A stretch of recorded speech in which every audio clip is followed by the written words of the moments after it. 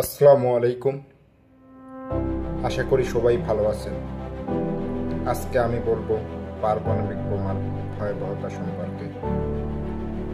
পারমাণবিক বোমার ভয়াবহতা বুঝতে হলে 80 বছর পিছনে তাকাতে হয়। ইতিহাস মাত্র দুবার যুদ্ধের জন্য এই অস্ত্র ব্যবহৃত হয়েছে, হিরোশিমা আর নাগাসাকিতে। মাত্র দুটি বোমায় 2 লাখেরও বেশি মানুষের মৃত্যু হয়েছে। বেঁচে যাওয়া হাজার মানুষ আজীবন শরীর ও মনের ক্ষত নিয়ে বেঁচেছেন।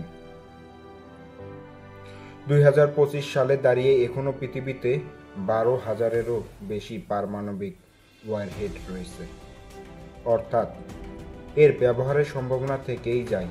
সুতরাং যদি কখনো সত্যি এমন কিছু, তাহলে কি হতে পারে তা জানা জরুরি। ধরা যাক একটি মেগাটন ক্ষমতার বোমা বিস্ফোরিত হলো। হিরোশিমার লিটল বয়ের তুলনায় এটা প্রায় 80 গুণ বেশি শক্তিশালী। আবার আধুনিক কিছু বোমার তুলনায় এটা মাঝারি মাত্রার। বিস্ফোরণ হতেই যেটা প্রথম ধাক্কা দেবে তা হলো তাপ আর আলো। আলো ও তাপ এতই তীব্র হবে যে বিস্ফোরণের 20 কিলোমিটার দূরেও থাকবে তারা কয়েক মিনিটের জন্য চোখে অন্ধকার দেখতে পাবে। আর যদি রাত হয় তাহলে এই আলোর তীব্রতা হবে আরও বেশি। এই দূরত্ব বেড়ে 85 কিলোমিটার পর্যন্ত যেতে পারে। 11 কিলোমিটার পর্যন্ত হালকা পোড়া, 8 কিলোমিটারের মধ্যে ত্বক গলে যাওয়ার মতো অবস্থা হতে পারে। তবে এসব নির্ভর করে আবহাওয়া কেমন, আপনি কি রঙের কাপড় পরেছেন, এমনকি আশেপাশে কী ধরনের ভবন বা গাছপালা রয়েছে। যদিও যারা বিস্ফোরণের একেবারে কাছাকাছি তাদের জন্য এসব কিছুই কাজে আসবে না, কারণ বিস্ফোরণের কেন্দ্রের তাপমাত্রা এতই ভয়াবহ, প্রায় 10 কোটি ডিগ্রি সেলসিয়াস। এই তাপ সূর্যের কেন্দ্র থেকে প্রায় 5 গুণ বেশি। এত তাপ একজন মানুষকে এক নিমিষেই গলিয়ে দিয়ে কার্বন বা মৌলিক কণায় পরিণত করে দিতে পারে। তাপের পরে আসে দ্বিতীয় ধাক্কা, ব্লাস্ট ওয়েভ। এই বিস্ফোরণ বাতাসকে চারদিক থেকে ধাক্কা দিয়ে ছড়িয়ে দেয়। হঠাৎ চাপের এই পরিবর্তন 6 কিলোমিটারের মধ্যে ভবন ভেঙে পড়বে।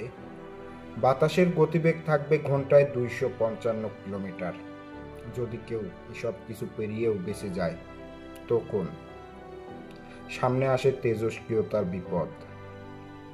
হিরোশিমা আর নাগাসাকির বোমাগুলো ভূমির উপরে ফাটানো হয়েছিল, ফলে তেমন ফল্ট আউট হয়নি।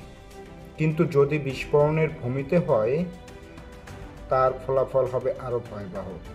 বিকিরণের দূষিত ধূলিকণা বাতাসে ছড়িয়ে পড়বে। শরীরে ঢুকলে ক্যান্সার, শারীরিক ক্ষতি, এমনকি প্রজন্মগত সমস্যা হতে পারে। 2019 সালের একটি গবেষণায় বলা হয়, যুক্তরাষ্ট্র ও রাশিয়ার পূর্ণাঙ্গ পারমাণবিক যুদ্ধ হলে পৃথিবী ঢুকে যাবে নিউক্লিয়ার উইন্টারে। ধোঁয়া ও ছাই বায়ুমণ্ডলে ছড়িয়ে পড়ায় সূর্যের আলো আটকে যাবে, খাদ্য সংকট হবে, শুরু হবে বৈশ্বিক দুর্ভিক্ষ।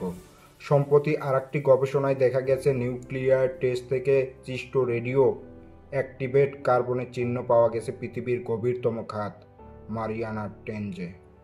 এখন পর্যন্ত যা বললাম তা কোনো সাইফাই গল্প নয়, এটা নির্মম বাস্তবতা। আমরা সৌভাগ্যবান, কারণ এখন পর্যন্ত পৃথিবী এমন কোনো সর্বনাশা পারমাণবিক যুদ্ধের মুখোমুখি হয়নি। কিন্তু বর্তমান পৃথিবীর যে পরিস্থিতি, আশঙ্কা করা হচ্ছে যে কোনো সময় পারমাণবিক যুদ্ধ শুরু হয়ে যেতে পারে।